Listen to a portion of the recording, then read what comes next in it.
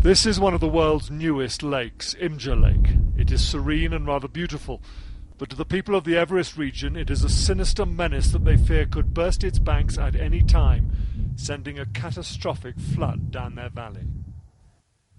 All this water was once frozen into the Imja Glacier. A map of the Everest region from the 1950s shows the glacier whole and complete.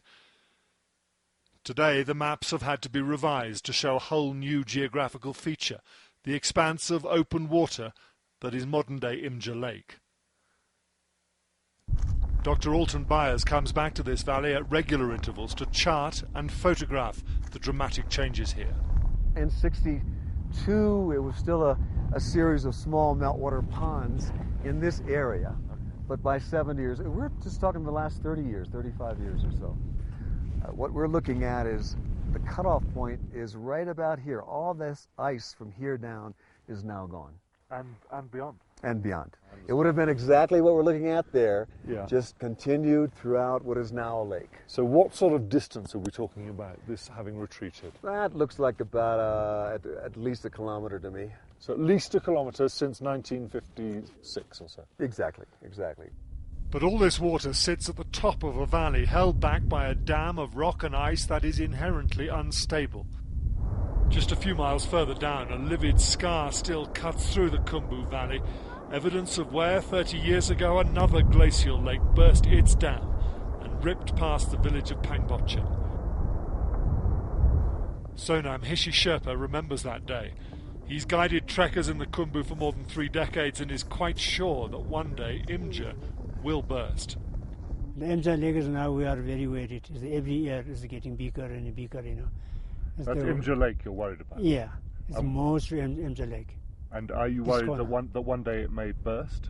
Yeah, you know, not for tomorrow, no day after tomorrow. Who knows, you know, is that a couple of years later. A shattered bridge bears witness to a previous violent flood that tore through this populated valley, a valley filled with tourists and trekkers for much of the year. At the moment, the lake that sits perilously above their heads drains peacefully, but if the melting continues, the water level must be lowered. Water could be drained from this lake to prevent a catastrophe. Not only that, as they did so, they could use it to create small-scale hydroelectric power to serve the people of this valley. But it would, of course, cost money. Exactly the sort of money that they hope the politicians meeting in Copenhagen are going to provide. Alton Byers has seen similar projects at work in South America and is campaigning for funds to do the same in Nepal, not least because he sees no end to what's happening in the valleys around Mount Everest. Even in the world's highest mountains, the glaciers are receding or ablating quite rapidly. Predictions are that things are going to get warmer before they begin to get cooler again. So yeah, I would say that, you know, we're in a definite warming trend right now, and the glaciers are some of the best indicators of that in the world. It is a desperately poor and remote corner of our world, and so far without help they are having to deal with changes to their landscape that Dr. Byers believes are 3/4 man-made.